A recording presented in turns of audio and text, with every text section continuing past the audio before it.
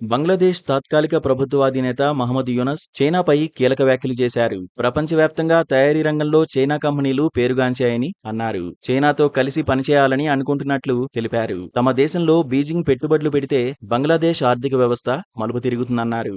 దేశ ఆర్థిక వృద్ధిని మెరుగుపరిచి యువతకు ఉపాధి అవకాశాలు కల్పించే లక్ష్యంగా తాము ఉన్నట్లు పేర్కొన్నారు. చైనా బంగ్లా వాణిజ్యం పెట్టుబడులకు సంబంధించిన సదస్సును యూనస్ ప్రారంభించగా దీనికి చైనా వాణిజ్య మంత్రి వాంగ్ వెంటావో ప్రత్యేక అతిథిగా హాజరయ్యారు. పెట్టుబడులు మెరుగుపరచడం, చట్టాలను క్రమబద్ధీకరించడం, వ్యాపార కార్యకలాపాలకు అనుకూలమైన వాతావరణం నెలకొల్పడమే లక్ష్యంగా ముందుకు సాగుతున్నట్లు వెల్లడించారు. ఇరు దేశాల మధ్య ఆర్థిక భాగస్వామ్యం పెరుగుతున్న నేపథ్యంలో ఈ కార్యక్రమం ఒక మైలురాయిగా నిలుస్తుందని అన్నారు. ఈ సందర్భంగా బంగ్లాదేశ్లో పెద్ద ఎత్తున పెట్టుబడులు పెట్టేందుకు ముందుకు రావాలని చైనా కంపెనీలకు సూచించిన ఆ దేశాధ్యక్షుడు జిన్పింగ్ కు యూనస్ కృతజ్ఞతలు తెలిపారు. 4 రోజుల పర్యటనలో భాగంగా ఇటీవల యూనస్ చైనాలో పర్యటించారు. ఈ క్రమంలోనే అధ్యక్షుడు జిన్పింగ్ తో కూడా భేటీ అయ్యారు. బంగ్లా ఆర్థిక వ్యవస్థను పునరుద్ధరించడానికి చైనా నుంచి పెట్టుబడులను పెంచాలని ఆయన విజ్ఞప్తి చేశారు.